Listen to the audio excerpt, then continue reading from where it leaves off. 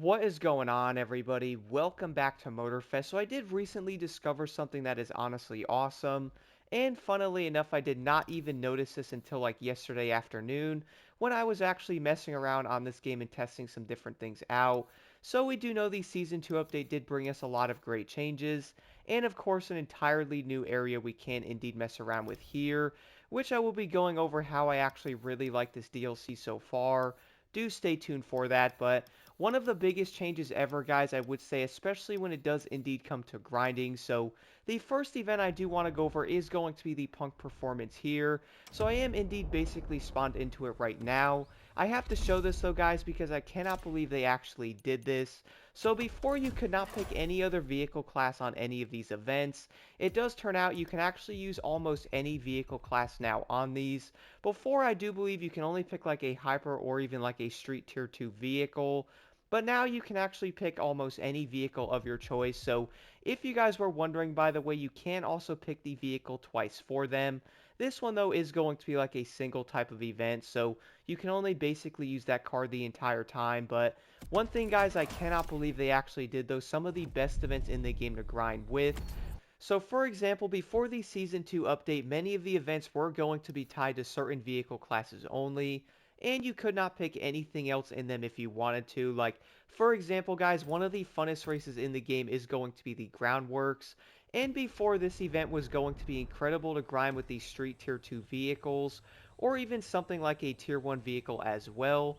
Turns out now, guys, if you actually want to grind this event out with different vehicle classes, you can now do that with any of the vehicles in the game, at least for the most part. You obviously can't use like a powerboat or even like a plane, but at least now in the Groundworks event, you can easily pick basically any vehicle choice of your liking. And one of my favorite things about this, by the way, is yes, you can pick two different vehicle classes on it. So for the Groundworks event specifically, it is going to be split into two parts. So you basically split into a different vehicle around 50%, and then of course you drive that said vehicle to the end of the event. And one of my favorite things about this is now you can actually pick different vehicle class combos when actually doing the event. So for example, guys, if you did want to, you could run something like a rally car, and then for the second part you could run like a hypercar.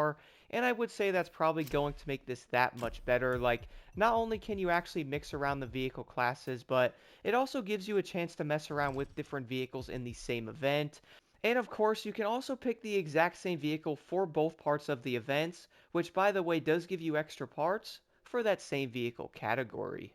And I have to admit, guys, upon release of Motorfest, I was honestly kind of annoyed that some of these events like the Groundworks, or even something like the other one like Punk Performance, was actually going to be locked to certain vehicle classes on them. I was like, man, why can't I run a hypercar, or even something like one of my favorite vehicles on those like a drift, or even like a racing car? But after this update, guys, now you can actually do so. And one of my favorite positive changes is yes, it did actually affect one of the best races in the game. The Liberty Territory is going to be the longest event in the entire game, by the way, and you can now actually pick different classes on this one as well, which is by far one of my favorite changes ever. When I first checked Groundworks, guys, I immediately ran over to this event, and I basically flipped over in excitement. Like, before the Season 2 update, though, I was always thinking about why I could never run the other classes in this event, and I always wondered if I could ever run something like an Alpha GP or even like a racing car in it. And I was like, man, that would be so fun to actually use different cars. Like, why do I have to use a street tier 2, even like a tier 1? And then, of course, you always had to use a hypercar like in the last part of it. But now, guys, if you are wondering, you no longer actually have to use any of those if you don't want to. Of course, you can also pick the exact same vehicle the entire time. So if you guys did want to, you can run the Street Tier 2 3 times in it. Or you can also do the exact same thing with the Drift class, which, by the way, I also did this earlier running the lovely Unicorn. And my goodness, that was so much dang fun actually running a different vehicle in it. And of course, running something like a drift car that does indeed do around 226 miles an hour, you are indeed going to be a lot slower than like a racing car or even a hyper, but I still managed to do this event in around 14 minutes, even not driving the best the entire time. So I wasn't driving all that great in this event, but I still managed to get around $96,000 per run, which I would say is going to be absolutely insane running a fade magnet set only. Like, imagine if you guys actually threw on a buck set on your vehicle. you would most likely get over $100,000 from this event, which I would say is absolutely insane. And of course, in Motorfest, guys, this is going to be the longest event giving out the most XP and money, similar to the New York race back in the Crew 2 that did give over 300,000, but that game is going to be different because that event took around 30 minutes to do it. And if you are running different classes in this game, I would say it's probably going to be a tad different than how that game was, because you are of course doing around a 12 to 14 minute event, of course getting you around $100,000. So I would say, guys, it's going to be fairly decent if you are grinding money on this one. And if you are grinding out XP, by the way, this can also be a great event to actually grind out.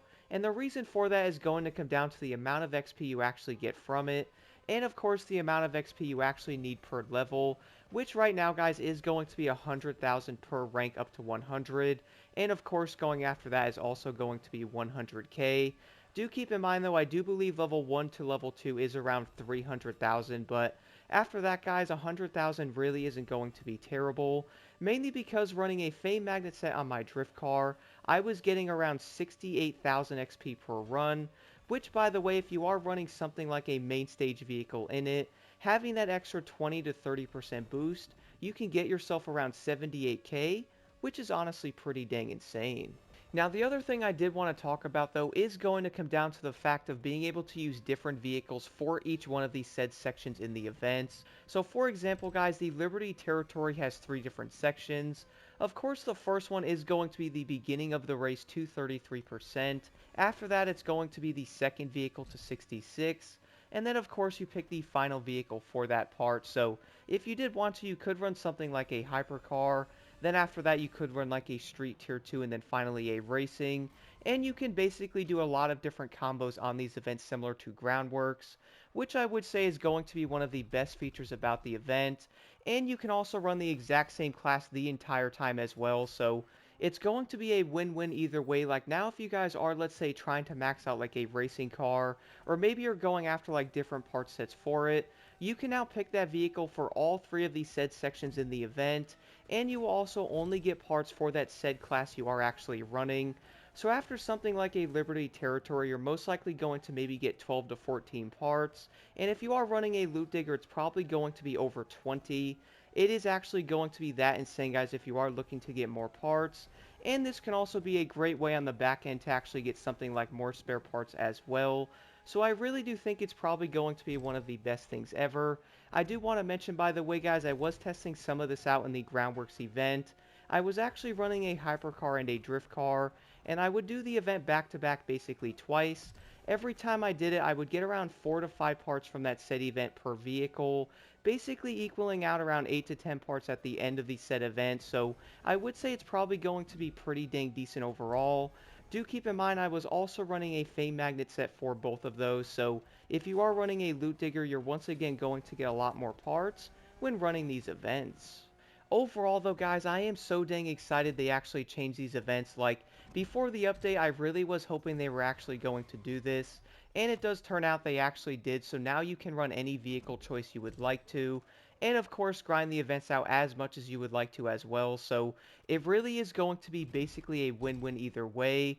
I do want to mention, by the way, stay tuned for future videos with testing more of this stuff out. I will also be going over different part builds for each event to really see how you can maximize basically everything.